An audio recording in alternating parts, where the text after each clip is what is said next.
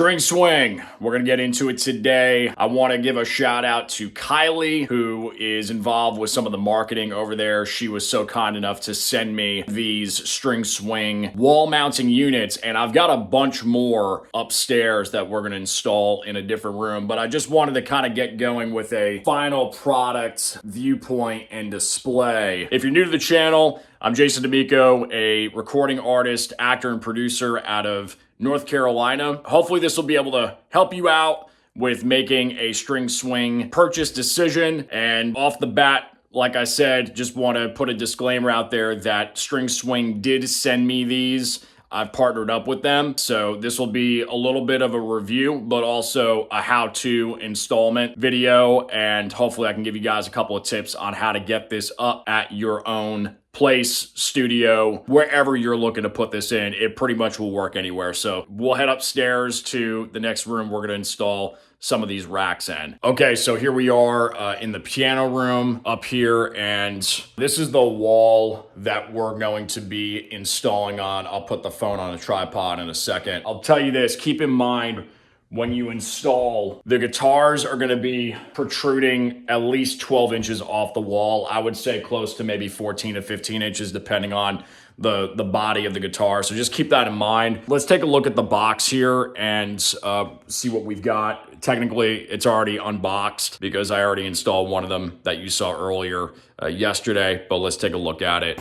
So you'll get your instructions. They sent me a bunch of rails. Each one of these is 2 feet, and each one of these, like the one downstairs, it fits 3 guitars total. So figure 2, for every 2 feet you can do 3 guitars. So we're gonna have 6 guitars total. We're gonna do 4 feet here, and you'll get your racks with the flex hinge, and then your handles, and then I've also got the screws and the mounting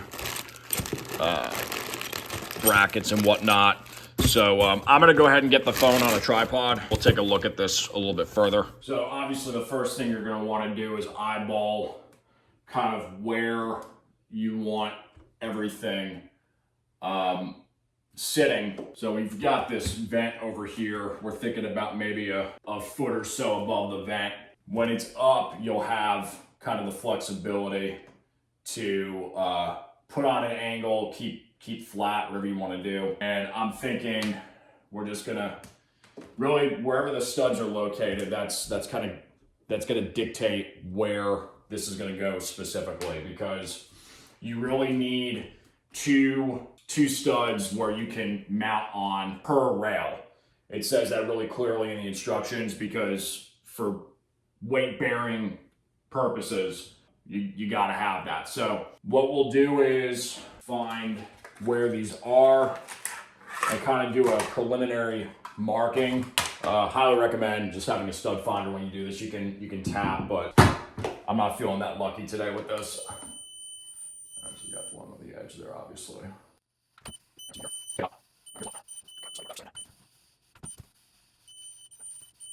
It feels more than 16 inches, but it looks about right. Okay.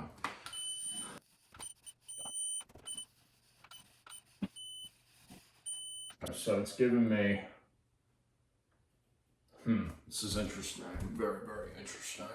It's saying this whole wall. It's just impossible. That's definitely wood. After taking a look at the instructions again, you've got these joiners here. We are gonna do 4 feet, and that center stud, it is gonna be the middle joint. So what you're gonna do is now, once you determine how high up you want the rail, you'll get your level, and from there, I'm not gonna draw like a whole line. I'm gonna do the same thing while I'm at it. Over here. Good.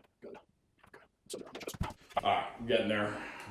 Now they, this is really, really important. They've got this specific drill bit that comes in the bag. I did not see this when I installed yesterday.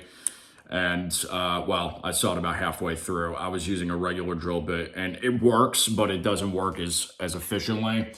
And this drill bit, you're gonna have this kind of like plastic guide. What you'll do is you'll take your screw and then insert it in. And then that's gonna be your main way to guide in.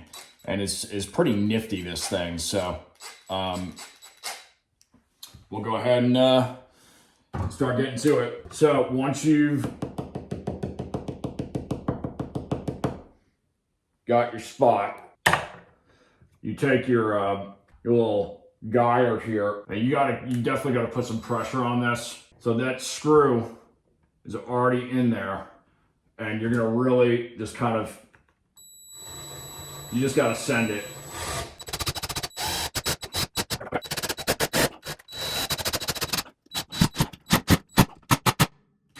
This bottom one, for whatever reason, is not going in all the way. So before we get too committed here, and I don't want to force anything, I'm gonna try going maybe like ½ an inch to the right.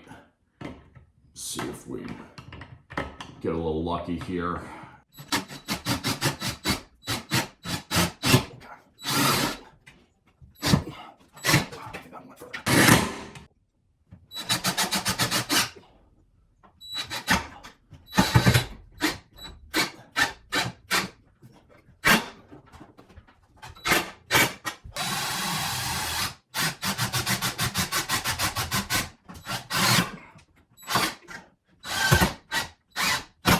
We're gonna try getting this other one in over here.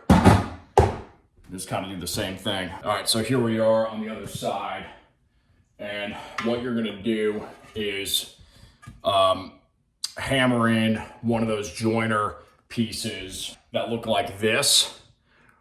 And you want it, the instructions say, for half of the hole to be covered. So, and then we're gonna line it up and then do the same thing for this other rail. Hammering it in. It looks like this almost is like a guide as well.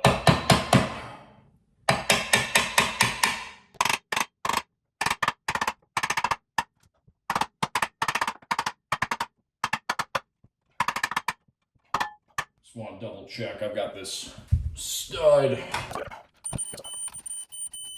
All right. Getting there, we're getting there. Kind of like that right there. So that goes.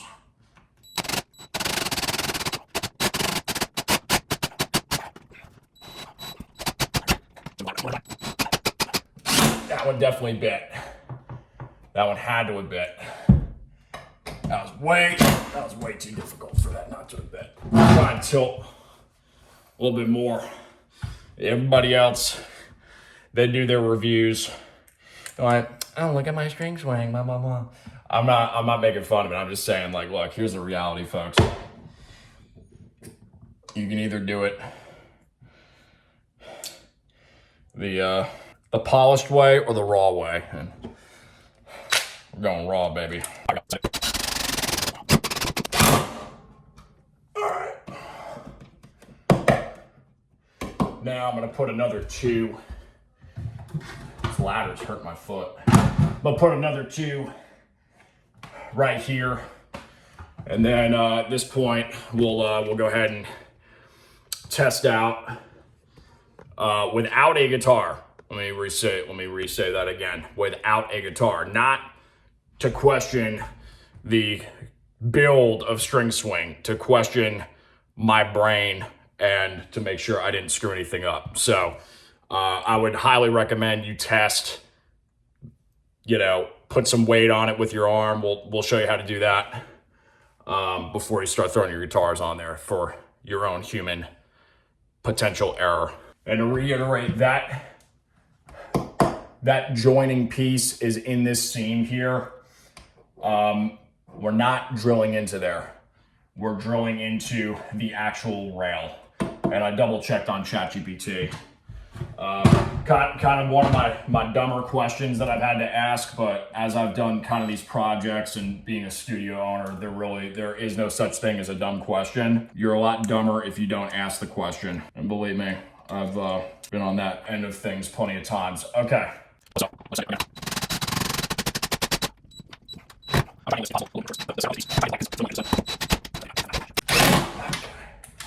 Woo!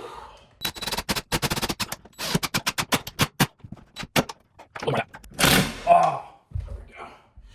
Man, guys, I swear, the one I did, I should have filmed the one I did yesterday because it was a lot easier. It has to do with this wall. The one I did yesterday was like at least 3 times easier than this. So now we're gonna go ahead and get one of these joints. So you'll grab one of these guys right here. You'll take one of the handles or hooks, I guess, unscrew that little plastic piece off, and then screw this in. And then String Swing has this really nifty clamp that you can use, that you need to use, let me rephrase that, for the bottom part of this mounting panel. All right, which will come in a different bag in the box. It looks like this, it's a little clip. And what it is essentially is a way to clip this in. So we'll try and get a close up of this. You hook in like so, okay? And then have it where this clip is facing out. You'll hook in, and that clips right in there. Okay, this feels rock solid. There's also one other little final step you should do, which is the kind of like trim slide in. So, and by the way, I did figure out, I think, what the issue was on this panel. Unfortunately, I can't get some of the other screws out, but either my measurement was wrong because I was just kind of occupied with the camera and looking at different angles. Or what happened was I think I might have hit a nail that was already in the stud on the, it happens once in a while. I went about an inch over and just kind of went a little bit on an angle. It definitely bit on those 2 screws. So I have, 2 or 3 extra screws in here. I can't get them out at the moment, but whatever. If we ever have to take this down for some reason, then I'll deal with it then. But I'd rather be safe than sorry.